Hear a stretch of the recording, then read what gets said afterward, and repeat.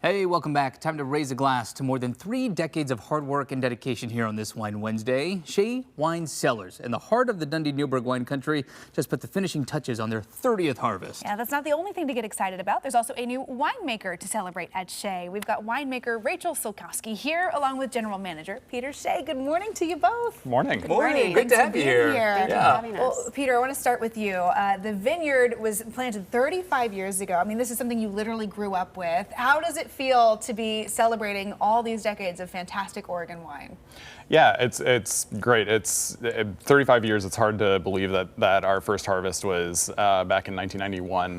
My parents came out here, just fell in love with Oregon wine and saw a ton of potential in it, and decided to plant a vineyard, originally just wanting to be wine growers and selling fruit to other wineries, and eventually through conversations with those other winemakers, they decided to start their own label, Shea Wine Cellars, and just celebrated our 30th harvest on that end of things. So it's two separate things. You'll see Shea Vineyard on a lot of labels out there, but then Shea Wine Cellars is what we do, and we're just trying to represent our vineyard the best we can. Yeah, we were talking about that this morning in a commercial break. I was like, it's kind of like insider baseball for wine, but you do sometimes have vineyards that are grower vineyards, and so you have sold grapes to some fantastic wine brands all over the area. If you've had Oregon Pinot Noir, there's a good chance you have had the grapes grown from Shea Vineyard. So yeah, it's you have left quite your stamp on wine country. Thank you. Well, and then Rachel,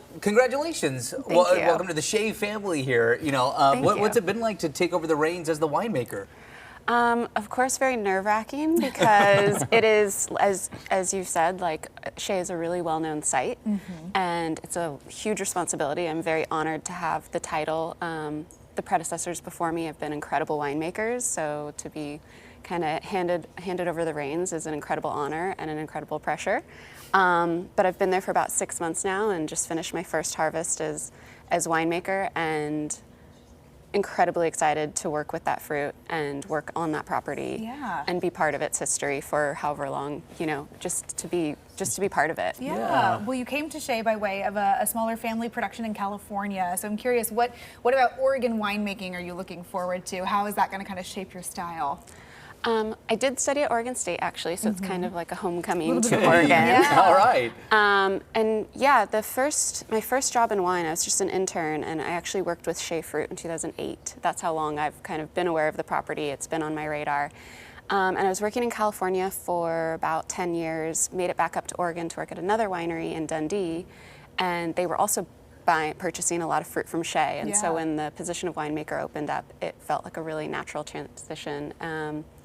But I really love Oregon Pinot Noir and Chardonnay specifically. I had been trying to move up to Oregon for many years when I was in California. I just really believe in not just the terroir of Oregon, but also the industry here. It's, kind of 20, 30 years in its making. It still feels really grounded and very communal, and I wanted to be a part of that. Well, and of course, the 30th harvest, we mentioned that earlier, just wrapped up. Is this your first harvest with Shea? It is, yes. So 2025 will be my first. What do we think? I'm going to ask this to both of you. Rachel, I'll start with you being the winemaker. What do we think of the 25 harvest? I'm very grateful that 2025 as a growing season was a relatively straightforward one. We had ample rain at the right time, not at the wrong time. It rained a little bit in the middle of the season, but nothing troublesome, and we didn't have a lot of days above 100 during the growing season. So all in all, working with really incredible fruit, and no, at least at this point, any problems sticking out in my head of why this vintage would be anything but spectacular. Awesome. Great to hear. Yeah, speaking for the Willamette Valley specifically, there were no major frosts or freezes. We got really lucky with wildfires this year, knock on wood, that continues. So yeah, it's nice to have had a pretty textbook year. We were due for one. Yeah. We were. That's great. Yeah, Peter, what are you excited about when you look at this vintage and beyond? Oh, I think the conditions at the end of harvest were ideal. I mean, we were really excited with what Rachel did in the winery, but on the vineyard side of things, with growing fruit for so many other wineries that are great make such great representations of Oregon and Willamette Valley. We sell fruit to about 20 other wineries, a few down in California that are using our fruit, one in Washington State. And so for us, it's not only important that we're making great representations of this vineyard in our own winery, but also that we're delivering the fruit to these other wineries so that they can make great Oregon Pinot as well. And from that standpoint, it was ideal. Yeah, that's awesome. Well, tell us about the tasting experience too. Up on your property, you're just off 240 there, in Newburgh, Dundee. What can people expect when they drive up to Shea?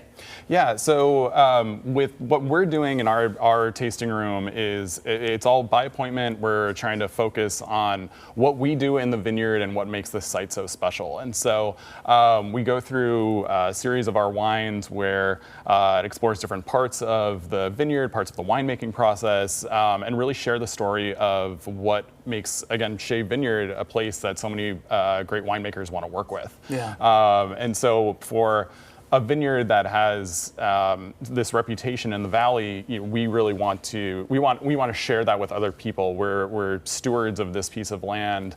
We're farming it to the specifications of these other wineries as well.